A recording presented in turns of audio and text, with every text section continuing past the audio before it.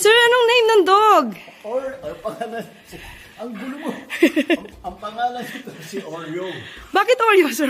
Kasi nung tuta pa ito, bilog na bilog itong itim doon sa mata niya.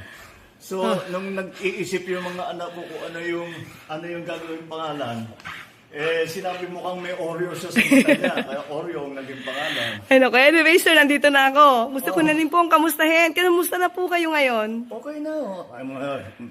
Ang giling ng mga doktor ko. Binigyan lang ako ng mga gamot. At saka patuloy pa rin yung aking antibiotics. Pero okay na ako. In fact, nakapag-EDC meeting na kami nung Lunes with most of the cabinet. So I'm back in pero medyo nagtatampo sa akin yung mga doktor ko. Kasi sinasabi nila, wag muna. Sabi ko, hindi ko naman pwede pag-antayin lahat ng mga nangyayari. So, tinuloy ko na lang. And tomorrow, I have some meetings in the office. And tuloy-tuloy na. Pero sir, nabanggit sa akin ni Sec Dave, meron daw kayo napaniginipan. No. Parang may namimiss yata kayong food.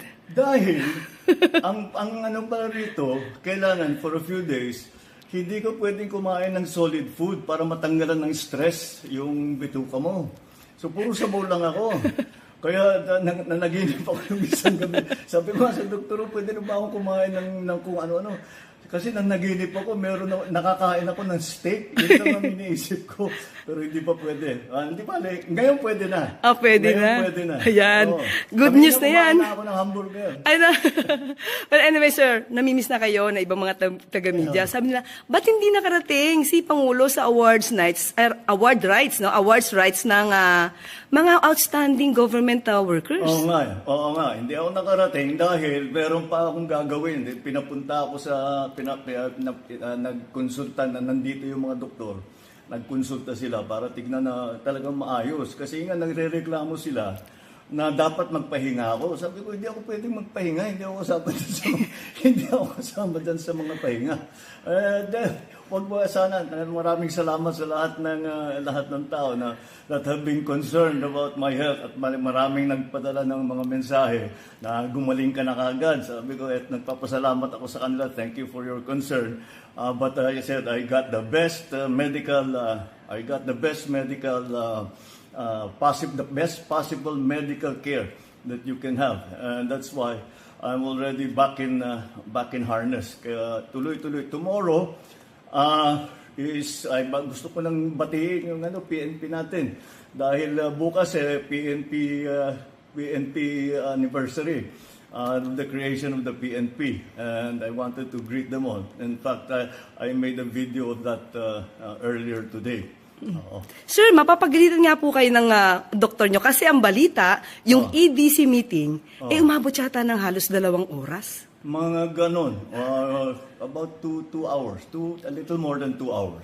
After the EDC meeting, sir, ano yung maaari nating ibigay na magandang balita sa ating mga kababayan? Well, but ito yung usually ang EDC, this is the Economic Development Council, which is under the DepDev, Department of Development, DepDev. And pinag-uusapan dyan yung mga project na i-approve, na malalaking project na i-approve. Paano kung kailangan palitan yung mga scope of the project, yung cost ng mga project, yun ang pinag-usapan namin, kaya napatagal. Pero usually ganyan talaga yan, 2 oras, kasi hindi pwedeng madaliin yan eh. You cannot rush that because importante masyado, and we're talking about some very important projects. And tinitingnan natin paano babayaran, saan na natin gagawin, etc. And that's what we did last Monday. So, after that, today, sir? Today, kaninang umaga, na-swearing ko na si General Natates at saka na-promote na siya sa 4-star General. Opo. Congratulations, General Natates.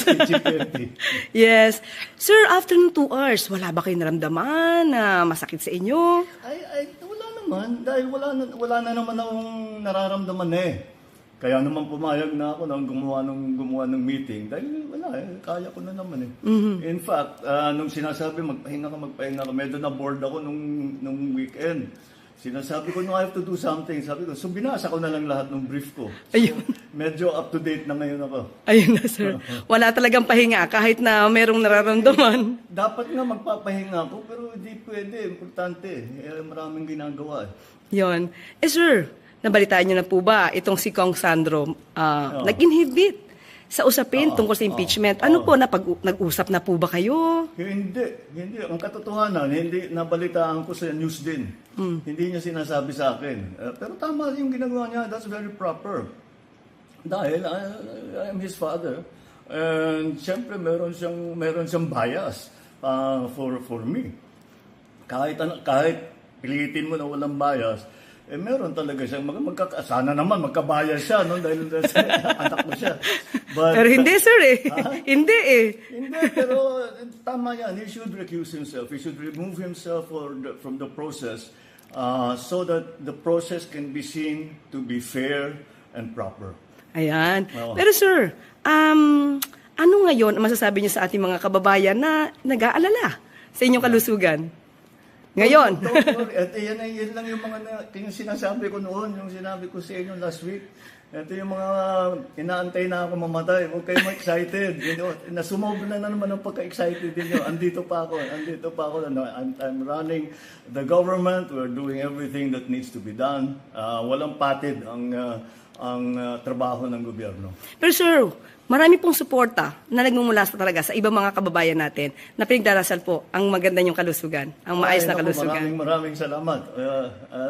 Kaya nga nagpapasalamat ako sa kanila dahil nung nabalitaan nga na meron akong diverticulitis, ang daming nagsabi, ay meron din ako niyan.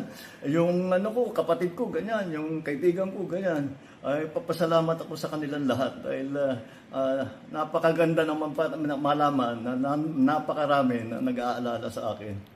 Ayan. Alright, thank you sa inyo lahat. Sir, alam niyo ba yung huling video na kinunan ko sa inyo? Akala ng iba, sa ganda yata ng pagkakagawa ko dito, using my cellphone, AI. Baka naman pwedeng magpa-selfie na lang ako, sir. Kaya ba, sir? Ayan o. Ayan ako. Hello po. Para... Hindi to AI. Hindi to Wow, AI. namayot talaga ako. Ako, sir, hindi. Kasi galing ako ikaw sa... hindi. Namayot ako dahil nga puro sabaw for 3 days. For 3 days. Pero saka, sir, Kaya naginip na nga ako ng steak. pero sir, galing kasi kami sa Pasig River Esplanade. Oo. Kaya sabi ko, naku, pupunta ako kay Pangulo, amoy yata ako barbecue. Saka mga fishballs, ang dami po. Ang dami po nating kababayan na namasyan ngayon. Kasi Maganda. kahapon yung ribbon cutting Ribbon ni cutting. FL. Oo. So, ayan po. So, hindi po to AI. Yan yung talagang tinututukan niya. Opo. Oo. So, okay na po, sir. Thank you sige, po. Thank sige. you po. At Salamat, napagbigyan nyo ang aking request na makasama kayo ngayon. Thank you po. Sige, thank you, Claire. Maraming salamat. Magandang gabi po sa inyo lahat.